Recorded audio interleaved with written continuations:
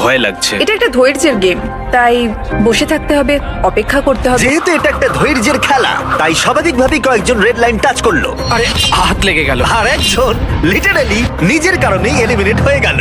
ও শুধুমাত্র এটা টাচই করেনি, বরং ও খুব যত্ন করে এই সার্কেলটাকে টাচ করেছে। এটার জন্য তুমি $500,000 হারালে।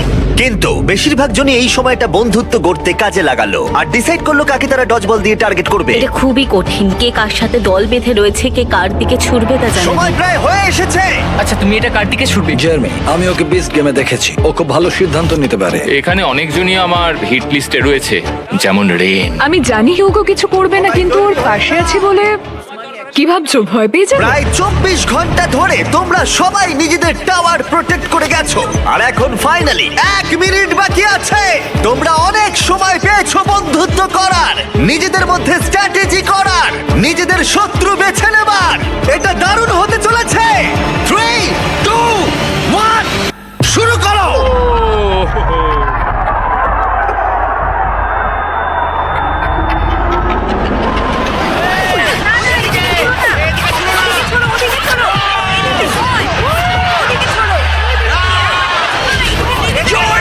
জেনেমিটটা পড়ে গেছে।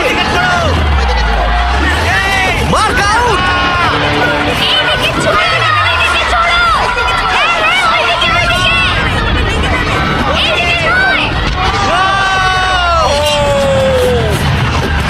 রেন আর হিউগো আউট।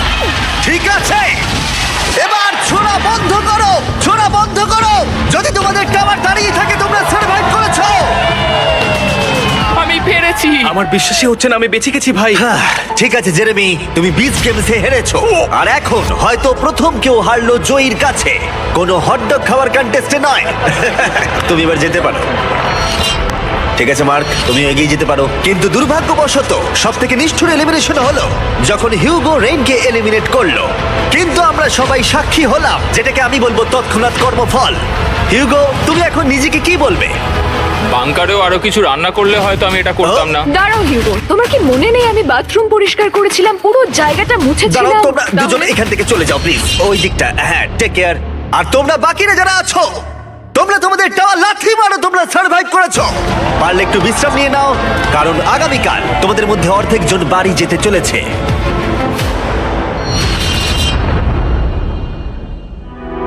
এটা হলো আরেকটা লাস্ট টু লিভ চ্যালেঞ্জ।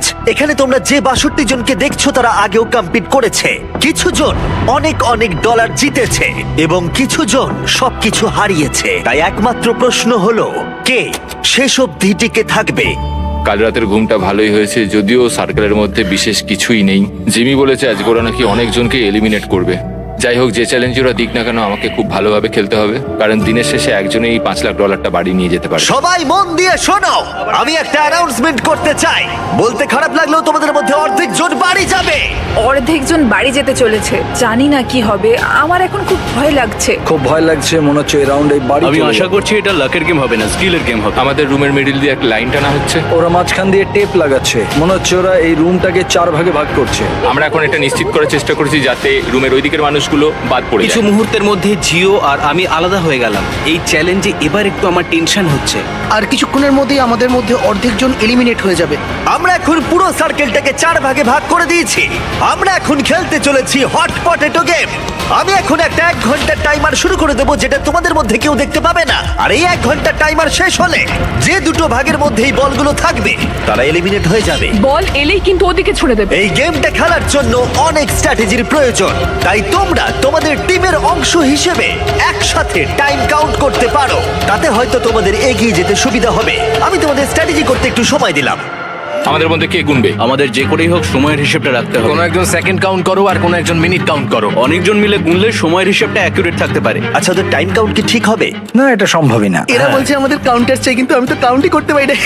কোনোভাবেই সময়ের হিসেব রাখা যাবে না, বিশেষ করে 1 ঘন্টার, কারণ কিছু মিনিট হলে হিসেব রাখা যেত। আমরা ভয় পাচ্ছি, আমরা কেউ জানি না কি করতে হবে, অনেক রকমের স্ট্র্যাটেজি নিচ্ছি, সবাই অন্য রকম কিছু ভাবছি। আর তারপরে আমরা ঠিক করলাম কোন দুটো ভাগ প্রথমে বল পাবে। Orange team, green team. 3, 2, 1 শুরু করো। 60 মিনিটের টাইমার শুরু হয়ে গেছে। তুমি কতক্ষণ এই বলটাকে ধরে রাখবে? আমি এটাকে শেষ মুহূর্ত অব্দি ধরে রাখবো। কিন্তু সময়ের হিসেব ভুল হয়ে গেলে টিম তো আউট হয়ে যাবে, তাই না? ওইদিকে অনেকে সময়ের হিসেবে রাখছে। ও আচ্ছা, রে, সবাই গুনছে। হ্যাঁ, ওরা সবাই গুনছে। 2 3 4 এই পুরো গেমটা ছয়, নির্ভর করছে কার কত বেশি সক্ষমতা সময়ের হিসেব রাখবার তার উপরে। 11, যদি তোমরা 1 সেকেন্ডও মিস করে যাও আর বলটাকে ধরে রাখো, তাহলে তোমরা সবাই এলিমিনেট হয়ে যাবে। ওরা টিমমেটদের উপরে ভরসা রেখেছে যাতে ওরা সঠিকভাবে ফোকাসড থাকতে পারে, কিন্তু যদি সেটা না হয়, অরেঞ্জ টিম বলছে 9 মিনিট 20 সেকেন্ড, কিন্তু গ্রিন টিম বলছে 10 মিনিট 15 সেকেন্ড হয়েছে। তার মানে এখনই দুটো ভাগের টাইম কাউন্টে 1 মিনিটেরও বেশি পার্থক্য। আমি চাই ওরা অনেকক্ষণ বলটা নিজেদের কাছে রেখে দিক, রুমটা রেড হওয়ার পরেও যেন ওদের কাছে যেহেতু সবার কাছেই সময়টা অজানা, তাই কেউই জানে না তাদের হাতে কতটা সময় আছে। সবাই খুব মনোযোগ দিয়ে গুনছে। আমি এভাবে গুনছি। তোমরা কি একে অপরের দিকে ছুটবে?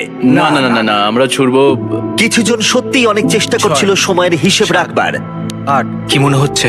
বল যখন ছোড়া হবে তখন কিভাবে সময় চলে যাবে কেউ বুঝতেও পারবে না। এবার দেখা যাক। আর কিছু জন তাদেরকে বাধা দেবার চেষ্টা করে যাচ্ছিল। 52 53 54 20 1336 ফিরে যাও।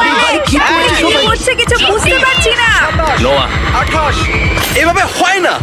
নোয়া ছুঁড়ে দাও। ছুটবো। এই নাও, ছুড়ে দিলাম। ও ছুড়ে দিয়েছে। আস্তে আস্তে সাবধানে সাবধানে, ছোড়ো ওটা, ছোড়ো ছোড়ো। ও বলটা ধরো। ও দেখা যাক এটা কোথায় যায়। ঠিক আছে ঠিক আছে ঠিক আছে। ও, ও ক্যামেরায় মেরেছে। এবার এটার ভিডিও হবে কি করে? আরে বলটা সবুজ কেন? ও মাই গড, ওর সার্কেল থেকে বেরিয়ে গেছে। ও, এ আউট হয়ে গেছে। 7 টাইমার 0 হওয়ার আগে বল অন্যদিকে ছুড়ে দাও। 10 ছোড়ো ছোড়ো ছোড়ো ছোড়ো ছোড়ো। ওদিকে দিয়ে দাও, ওদিকে দিয়ে দাও, ওদিকে দিয়ে দাও, ওদিকে পাঠাও, ওদিকে দাও, ও মাই গড, লাঠি মেরে পাঠাও। প্রচুর chaos হচ্ছে। ওদিকে ছোড়ো। প্রচুর chaos।